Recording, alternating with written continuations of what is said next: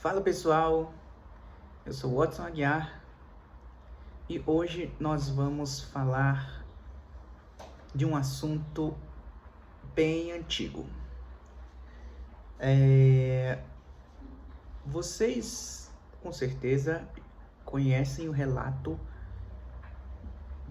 do grande dilúvio, lá de Gênesis, o primeiro livro das Escrituras. Deixa eu falar.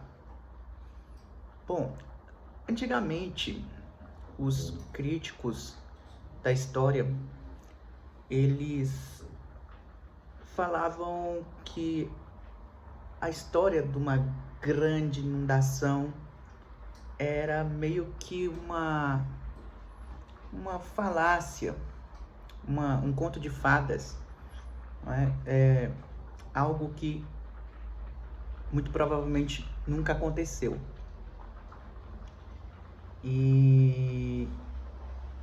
Mas houve um ponto no passado, há cerca de uns 100 anos atrás, que nos mostrou que não, realmente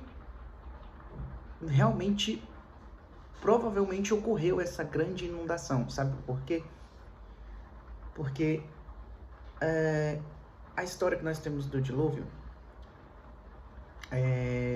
ela foi contada pelo nosso profeta Moisés, provavelmente em 2.400 anos atrás. 2.400 anos atrás, que foi quando teve o grande êxodo, a retirada do povo israelita do jugo do faraó egípcio, Tutmoses III. E nessa época é que foram compostos os livros do Pentateuco, não é, a Torá. E é claro que, na minha opinião, esses escritos de Moisés, eles passaram por uma repaginação, como se fala, uma renovação, uma revisão, que eu acredito que tenha sido feito lá nos tempos do profeta Samuel, o último juiz, o nosso último juiz de Israel. Então, na minha opinião, sacerdotes ali, cerca de 3.000 anos atrás, 1.000 anos antes de Cristo, eles fizeram essa repaginação dos escritos proféticos do profeta Moisés. E eu acho que quem foi que fez, provavelmente, assim como Isaac Newton, foi o profeta Samuel, nosso querido profeta Samuel. E esses escritos, para os críticos, eles pensam que o Gênesis foi composto em cerca de 600 a.C., há 2.600 anos atrás, ou seja, 600 anos antes de Cristo. Só que nós, que somos israelitas, nós sabemos que são escritos feitos pelo profeta Moisés há 1.400 anos antes de Cristo. E é óbvio, pela pura inspiração divina, Moisés escreveu todo o relato da história antiga do nosso povo. Mas, obviamente, foram passadas muitas histórias de pai para filho, desde a época do nosso pai Abraão, Isaac e Jacó. Passou para as 12 tribos de Israel. Cada uma das 12 tribos tinha os seus devidos os seus anciões, né, que resguardaram essa história antiga, oral, passada de pai para filho. E chegou isso nos tempos de Moisés, na grande fuga do Êxodo. Não é? E através de inspiração divina também, ele escreveu o Pentateuco. E nesse Pentateuco é contada a história de Noé, que foi incumbido, foi incumbido de construir a arca, porque Deus iria punir o mundo antigo com uma grande inundação. Isso todos nós sabemos. Só que, para muitos críticos, isso nunca existiu. Mas, o que acontece? Sabemos que no passado, na época do rei Assurbanipal, o rei assírio Assurbanipal, não sei como é que fala, ele era uma pessoa que gostava muito de reunir conhecimento. Então ele fez uma grande biblioteca, a Biblioteca Antiga de Nínive. Essa biblioteca, ela é datada de 600 anos antes de Cristo. E o que ocorre? Essa biblioteca foi destruída e incendiada. Então, todo aquele conhecimento que existia nessa biblioteca foi perdido com o tempo. Não, foi perdido no grande incêndio que ocorreu naquela época. E o que acontece? Os arqueólogos no século XX, eles conseguiram achar as ruínas da Biblioteca de Nínive. E nessa biblioteca, eles conseguiram encontrar alguns fragmentos de escrito cuneiforme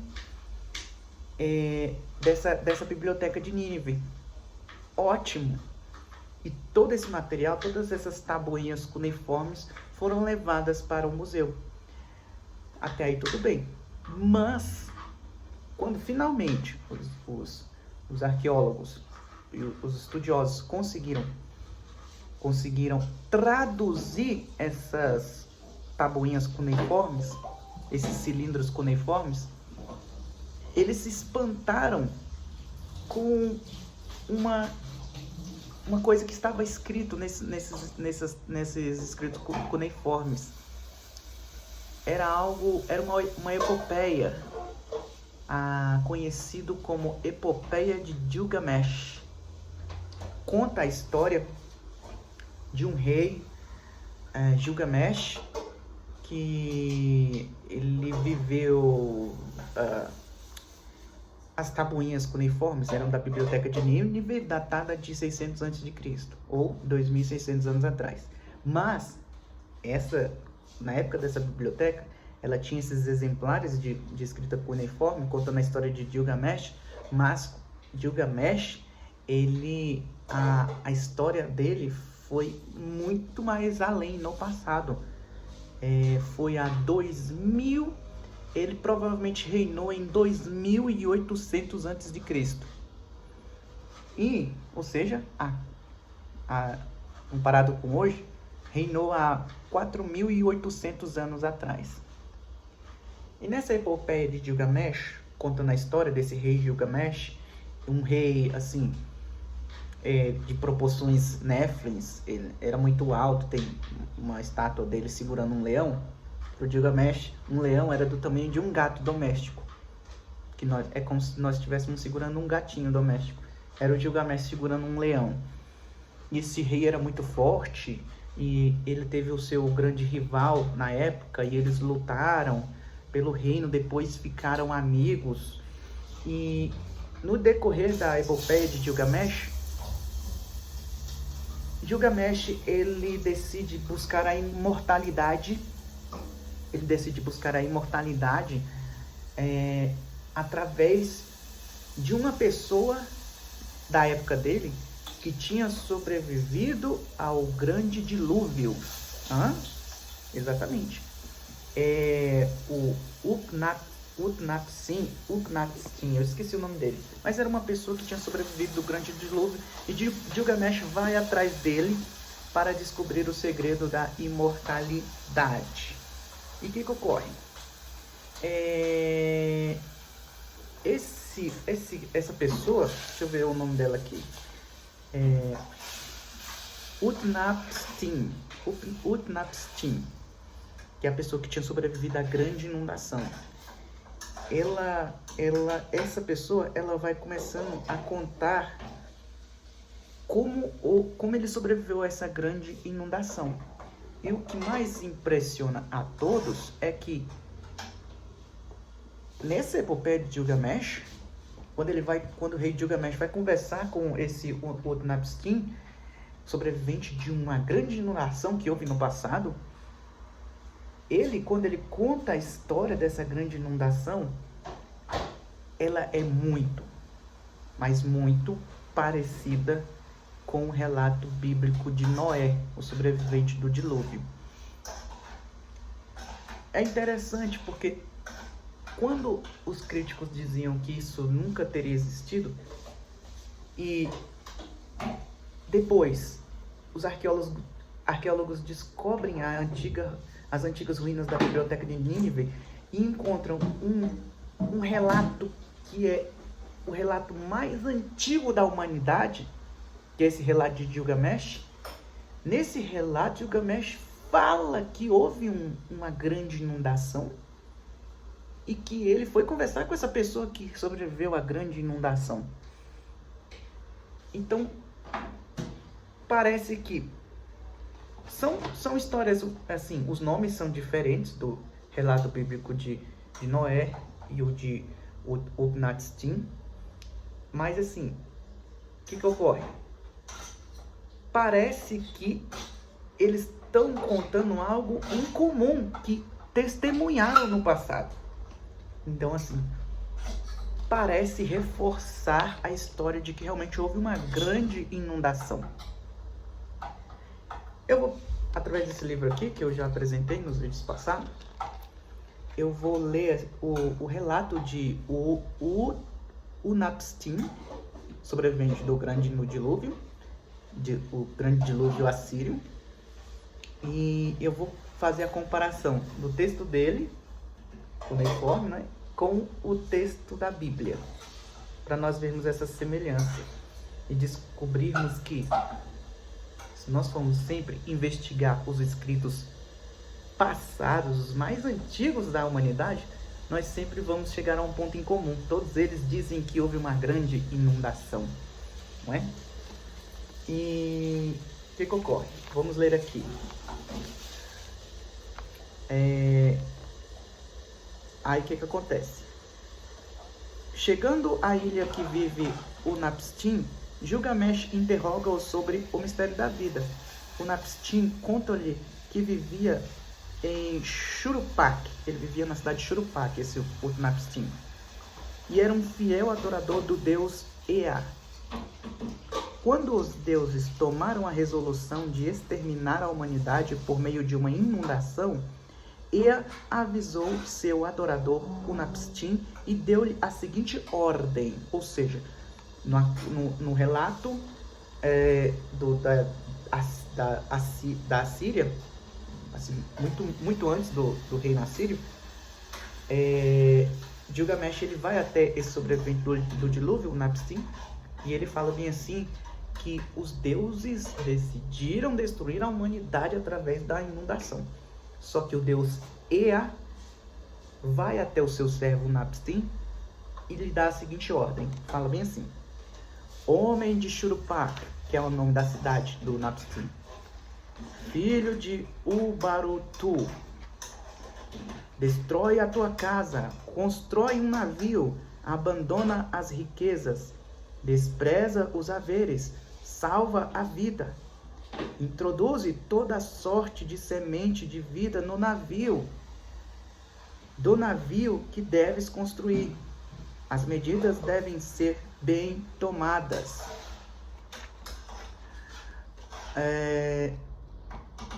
Aí o que ocorre?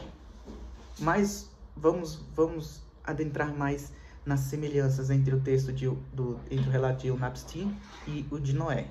Vamos lá. Utnapishtim, ele constrói o navio segundo a ordem do deus Ea. Ele diz o seguinte: no quinto dia, tracei a sua forma, sua base medis 12 iku, que é as medidas do tempo dele. Suas paredes tinham cada uma 10 gar de altura, deles 6 andares. Dividi sua largura 7 vezes, dividi 9 vezes seu interior. Joguei no forno 6 assar de breu. Agora vamos para o relato bíblico, para comparar. O comprimento da arca será de 300 côvados, a largura de 50 côvados e a altura de 30 côvados. E farás nela um altar embaixo, um segundo e um terceiro andar. Farás na arca uns pequenos quartos. E calefatá-las com betume por dentro e por fora. Aí nós percebemos na construção da arca de Unapishtim, parece um relato como de palavras diferentes da construção da arca de Noé. Aí, quando Unapishtim termina a construção do navio, dá uma grande festa, mata reses e carneiros para as pessoas que o tinham ajudado e aí dá uma festa, uma grande banquete, não é? E depois procede. Relato de Unapishtim. Tudo o que eu tinha, carreguei, e toda sorte de semente de vida. Meti no navio toda a minha família e parentela. Gado dos campos, animais dos campos, todos os artesãos, todos carreguei. Entrei no navio e fechei a porta. Agora relato bíblico, para comparar. Noé entrou na arca com seus filhos, sua mulher e as suas mulheres, e as mulheres de seus filhos, por causa das águas do dilúvio, e também dos animais puros e impuros, e das aves, e de tudo o que se move sobre a terra. Entraram na arca com Noé dois a dois, macho e fêmea, conforme o Senhor tinha mandado a Noé. Relato de Unapishtim, novamente. Apenas começou a brilhar a luz da manhã, levantou-se do fundamento do céu uma nuvem negra. A cólera de Haddad chega até o céu. Toda a claridade se transforma em escuridão. Vamos passar para o relato bíblico agora para comparar. Gênesis.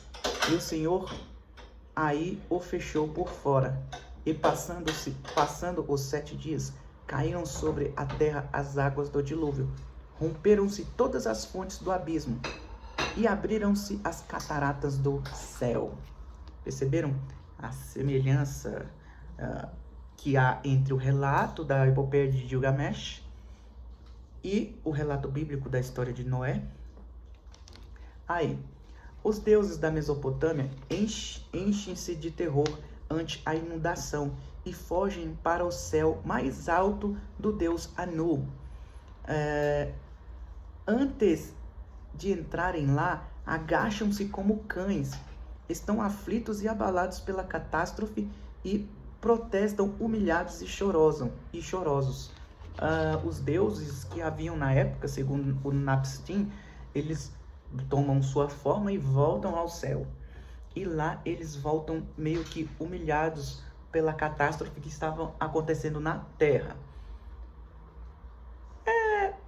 Isso soa meio parecido com o relato do livro de Enoque, não é? Que eu ainda vou dar mais detalhes aqui no canal sobre os anjos que desceram do céu, os sentinelas, não é? Mas no Enoque, os sentinelas são presos no abismo. Já no Unapishtim, esses deuses, eles sobem novamente aos céus. O que ocorre? Mais um paralelo. Texto de Epopeia de Gilgamesh, Unapishtim, vamos lá. 6 dias e 6 noites sopra o vento. O dilúvio, a tempestade do sul, assola a terra. Partindo de onde provavelmente eles viviam, a tempestade vem do sul, vem do Golfo Pérsico, ali nas desembocaduras dos rios Tigre e Eufrates, ou seja, o mar, ele vem sobre a terra plana, segundo o relato de Gilgamesh, e vem a grande inundação do sul pelo mar. Quando chegou o 7º dia, a tempestade do sul, o dilúvio, foi abatida em combate, que ela como um exército havia sustentado. o mar se acalma e fica imóvel. Cessa a tormenta, cessa o dilúvio, segundo Gilgamesh. Segundo... esqueci o nome. Segundo Unapishtim.